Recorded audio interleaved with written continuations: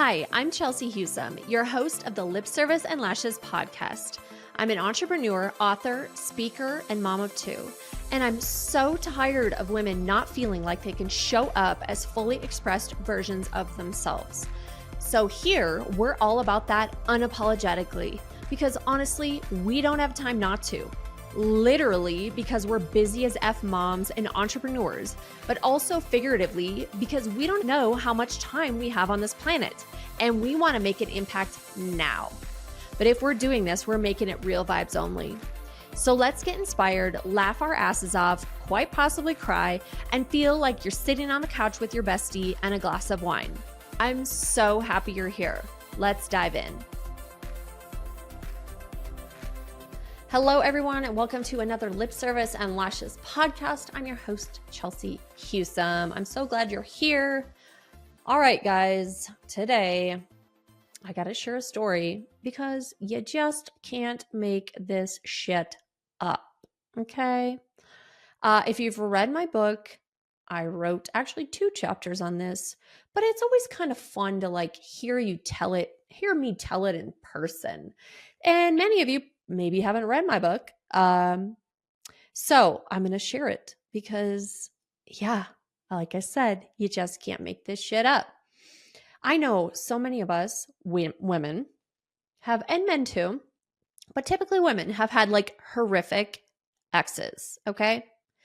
Horrible, horrible, horrible exes that have done just really, really bad stuff to us. And this just, I pretty much my whole life, high school to college, was into the bad boys. So I have a lot of stories. I really could just do a whole podcast series or podcast on the stuff that these men did to me over the years. Because they were some shit bags, okay?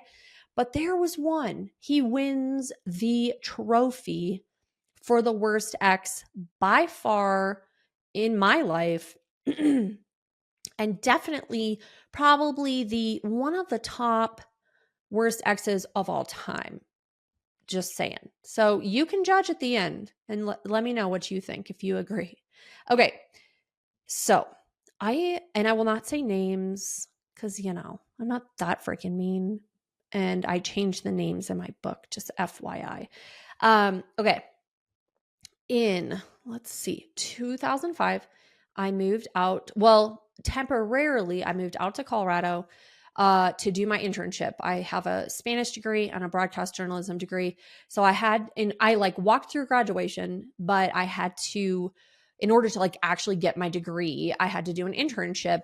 And I had wanted to do it in TV, but in South Dakota, there's just 1 or 2 TV stations. Those internships were taken pretty much right away. So as it turns out, my dad lived in Colorado at the time, and one of his really good friends, she was a radio DJ. And so I could do the internship either in radio or TV. So it worked out that he helped me get it kind of hooked up with her, that I moved out to Colorado for the summer. I lived with her and her husband, and I worked as an intern for this radio station. It was a country station, which I'm a country gal, so it was really fun. So, one of the first nights we had all the station people and the on-air personalities, we get in this big bus and we're going up to, I think it was Cheyenne Frontier Days, or the Greeley Stampede. I don't remember which one, but I think it was probably Cheyenne. But we go to this event, and I had met this guy there. I met a few other interns. But I met this one guy. He was an intern for whatever the event was. And so I was like, whatever. I met a bunch of people that night. Cool, great. Nothing special about this guy. He did not, I had zero interest whatsoever to really hang out ever, or oh, you're a new acquaintance, great. But had zero desire to date the guy. And initially. And then apparently he just wormed his way in. And he has this he kind of had this really charismatic, almost he put a spell on me, honestly. It's I looking back, it's like, what the hell happened? Like, how did I get so far into this? I don't even know. But, he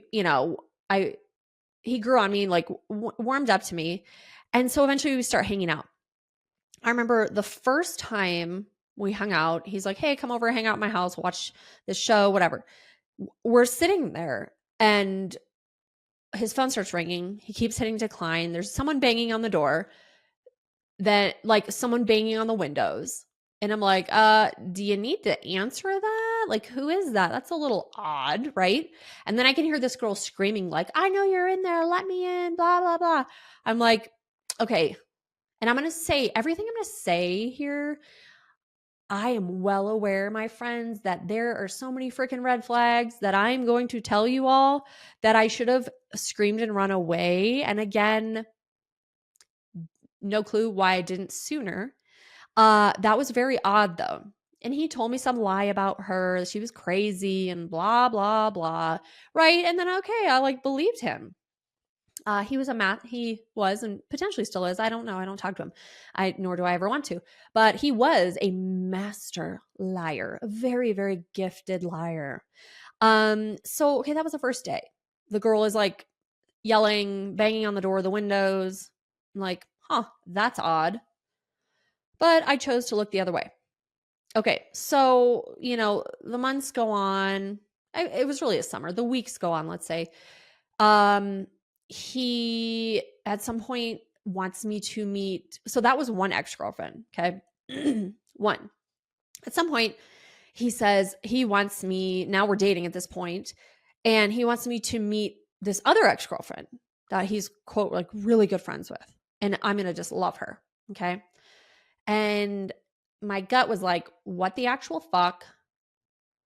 No, no, no. This sounds fucking horrible and weird and I don't want to do it. Like, but I trying to be the girl, like the not jealous girl. I'm like, yeah, let's do it. Okay. So I go sit down at lunch with these two and I wish I could have been a freaking fly on the wall, you guys. Like, it was like, and I wonder what the waiter thought, because we all sit down and the two of them just start gabbing.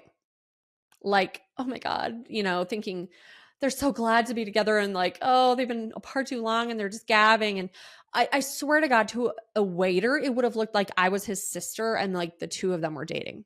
It was just fucking weird and awkward. I sucked it up. I made it through and I left and I was like, Chelsea, why did you ever freaking do that? Like, you're stupid. Again, I was trying to, I'm not jealous. I'm the bigger person, right? Okay.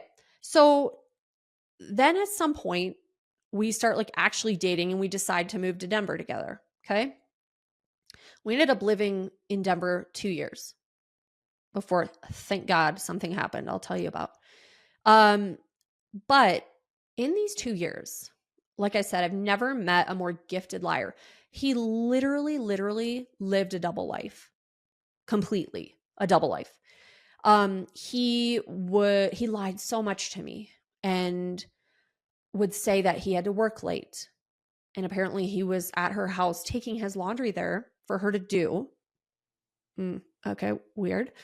To hang out, she had a kid by some other dude. To hang out with her and her kid, he'd take his laundry there, but he was, quote, working late, like all the time.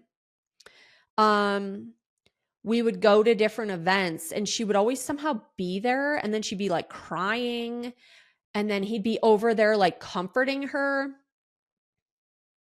Again, what? And I'll tell you, some of this I found out, and I will tell you how I found it out, because holy moly, that was a bombshell. But apparently once in the summer, we went to an Alan Jackson concert together, and he said he was going to go get me a beer. And it took a while, not like super long, but it took a while. And he came back and he was so apologetic and saying, oh, I'm so sorry. The line was really long.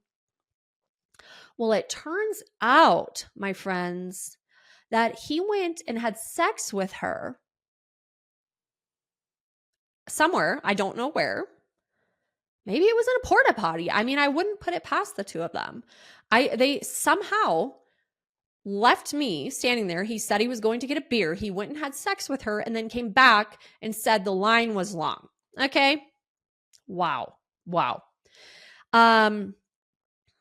One time we went to Las Vegas and I came home and our apartment was cleaned, like clean. And he said that he tried to surprise me, he had hired a cleaning lady to come in and clean for us while I was gone.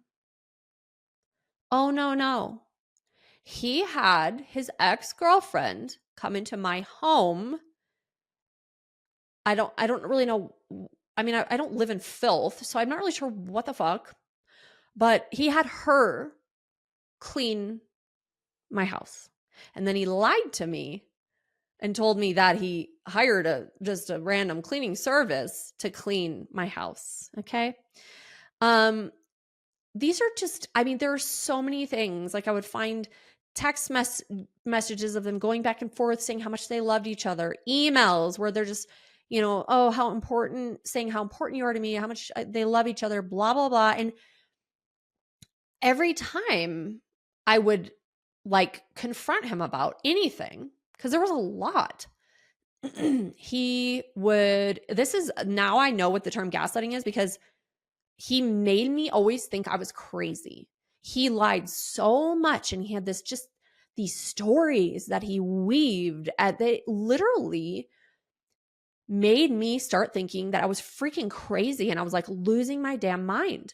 And it was so bad for a long time. I was losing weight. Like I was so anxious. I was just second guessing everything. I knew in my gut something was horribly wrong, right? I know that.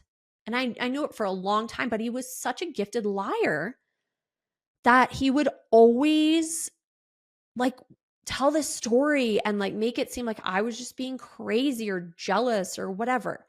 So I knew for a long time that he also, one time, we'd been dating quite a while, and he's like, oh, well, I told her family last year that I would go help DJ this wedding for their company this weekend, and so I can't back out on them. So they apparently travel there together I don't even know. It was like in a different town.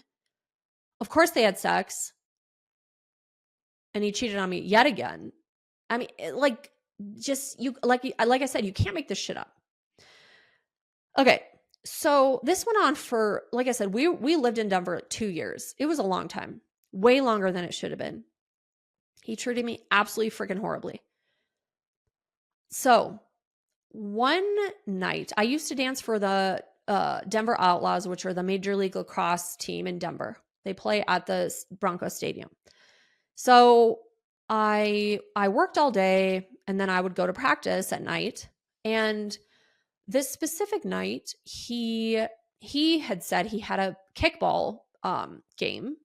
So I was like, whatever. Like, he had a kickball game in Denver. I was at practice. I drive all the way home, which was probably like a good 20 minutes home. And I was hungry, and I'm really indecisive, like freakishly still. It's just horrible. But I was like, but I'm hungry, and I don't want to go make something, but I just don't know what I want to eat. So I literally leave the Broncos Stadium, drive 20 minutes away to this suburb. And then I'm like, but I'm hungry. And I apparently feel or think that driving around, seeing like restaurants pass by helps me pick something. It's stupid, I know, but I do this so many times. So I feel I'm hungry, and I don't know what I want to eat. So I'm like, I'm just going to drive around. And with the story that I'm going to tell you, I will always, always, always believe and trust my gut instinct after this day. Because I was like, you can't make this up. So I weirdly feel pulled, even though his game was over probably 2 hours ago. He's not there at this field anymore. That's now back almost near where the stadium is. But I feel, for some reason, I'm just driving, like trying to decide what to eat. And I feel something pull me to this park. And again, I don't know why, because it doesn't make any sense, because like I said, his game should have been over hours ago. He wouldn't be there, whatever, right? But I drive there because I just feel like I should. And I get there and I pull up in a parking lot and I see our car that we bought together. And then I see her car right next to it. And I'm like, oh, hell no. And so I slam the car in park. I don't see them anywhere. I slam the car in park. I jump out. He jumps out of the car. And he's like, literally his eyes were like, oh shit, I have been caught. And I am like fucking raging at this point. Like it's literally like my body, my adrenaline just took over. Literally, I wish I was, it was like I was in a movie. Okay. And I wish I was like watching myself I was a bird watching myself from this movie that I'm in. Okay. I jump out. I am freaking raging. I'm shaking. And I don't even know what I said. I just start yelling. Now, the funny part, a funny side note. There is a warehouse. As I'm standing there yelling, it's an empty parking lot minus their 2 cars. There is an empty warehouse pretty far away. I would say like 100 yards away. I mean, it's far. And I see, I like in my peripheral vision, I see this woman walking towards us. Apparently, she's a security guard. Okay, so before I say the security guard thing, so I see him and he's freaking out. He's like speechless. He doesn't know what to say because he's just been caught. And I don't see her, but I see her car. So I go to the car I own and I rip open the door for the back seat, and she's there on the floor, crouched down, hiding. And so I proceed to tell them and yell very loudly and tell them what pieces of shit they are, and I hate them both, and karma will come after them, and fuck this, you can have each other because I'm done. After all this crap that he and she really have put me through for years and clearly don't give a shit about treating me like this. So I'm yelling at her. I see her. She's, crouched in the backseat hiding. Now I can see them both. I'm yelling. Again, it was like an out-of-body experience. Very proud of myself that I just went off. Again, I don't know exactly what I said, but I told them that they were pieces of shit numerous times in many, many ways. So like I said, there was that warehouse. This woman security guard finally reaches us. She's like, "Excuse me, ma'am, is something wrong? Is everything okay here?" And I go, like really sarcastic, I go, "Oh, it's fantastic. I just found my boyfriend with his ex-girlfriend in the back seat of my car." And she takes one step back and she's like, "Continue." And she just stood there while I just like continued to yell at them. And then I said my piece. I start to get back in my car. He starts to walk toward me and I'm like, "Don't you come near me. Stop." And I left. Okay. So I was shaking. Like adrenaline is pulsing through my veins. I call a girlfriend who I worked with and I just said, "Can I come over? I need to come over." I went over there. I'm like crying. I'm shaking. I'm like a freaking mess, and I had worked with her. And so I didn't want to go home. So she let me stay there that night. And then I literally went to work the next day in the same clothes I had on the day before. Went to my boss's office, she is like an angel. I adore her still to this day. She's freaking amazing. And I just started crying and I told her everything. She was like, "Oh my God, what an asshole. You're going to come live with me and my family." So I went and got a few things. She was so sweet. I went and lived with her and her family for like, I don't know, 2 or 3 weeks. And then eventually got my own apartment and moved out. But she was so sweet. But so after, like, this finally ends, right? And just like, thank God I did not marry this guy.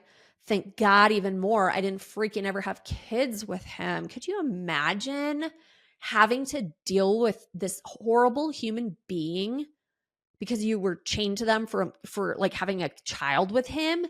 Oh my God. Thank God I was spared. Okay.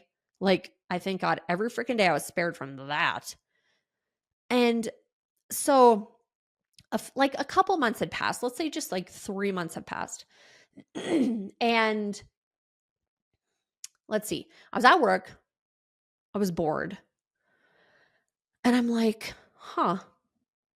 And this is not a proud moment, okay? But I have been like just treated like absolute shit, and I didn't really care anymore, okay? So you can judge me, that's fine. But if you were treated like, and these few things that I mentioned, these are just a small example of how bad he treated me, okay? So I am a pissed off, scorned woman at this point, okay? And I just don't give a shit. So I'm at work, I'm bored. I'm like, you know what? I wonder. So I try to like log into his email, and I'm like, I don't know what his password is. But then I was like, oh, I remembered months earlier when we lived together, he had gotten some mail, and it, for some account, it said, he opened a new account, and it said his password was, get this, pimpin', not pimping, pimpin'. Okay. Yeah. He's such a freaking awesome person. Okay. I need some tea. So I'm like, I'm going to see if that's his email password. Oh, it was. And this is actually the second chapter in my book that I wrote, because again, you just cannot make this shit up, you guys. It's hysterical. In his email, there, from the ex that he had cheated on me so many times with, she's a freaking psycho. Craigslist, there's a place on there, there's like missed connections where you could be like, hey girl with long blonde hair who was in aisle 7 at King Supers last night, I think we had a moment. Did we reach out to me? Not like stupid shit. Like, who does this? So there's also a place on Craigslist. I don't even know if it still exists. I kind of want to go check, because this is a whole new level of crazy, you guys, and entertainment. Called Rants and Raves. Okay. So apparently this man, or this boy, he's not a man. This boy had been now dating another girl after me. He didn't go back to the ex. He's now dating another girl. Okay. So the ex is mad that, he didn't go back to her. He's dating this new girl now. So she wrote a scathing, juicy, rant to him on Craigslist. And this is where I found out, like, that they had sex at the concert when I thought I was getting a beer, and that how much time he spent at her house, and that she cleaned my house. And this is where I found out all these things that he had lied to me about and made me feel crazy. But then, so I read this, she had emailed it to him.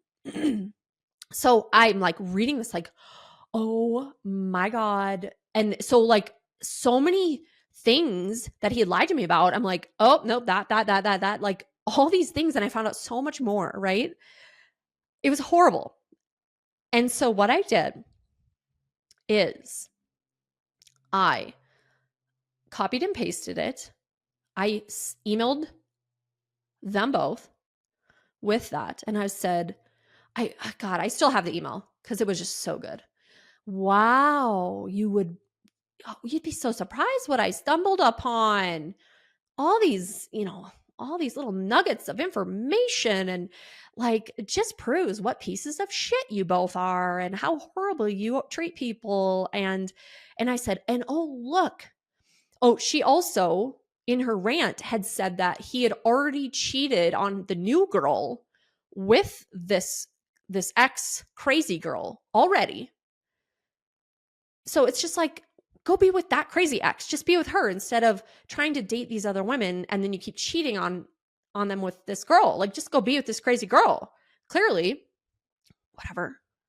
Anyway, so in this rant, it had said that now, it had said like, and you've even cheated on your new girl with me and blah, blah, blah. And she's just like going off and she's just like, telling him off now. Whatever, lady, you deserve each other, but whatever. And, so I sent them and I was like, oh, and look, in this email that I sent it both to them, like, and copied it and pasted it. And I was like, oh, and how sweet. You've already cheated on your new girlfriend with her. And I think she might have even been his fiance. And I was like, oh, you guys are just really stellar human beings. And I know karma's going to bite you both in the ass and come after you someday because no one deserves it more than you two. And so I totally went off in the email because I really just wanted them to both know that I knew, because they had both kept all these secrets from me and lied to me. And again, he like lived a double life that I didn't know about. And this rants and raves post just like opened my eyes to like even more how freaking horrible this guy was.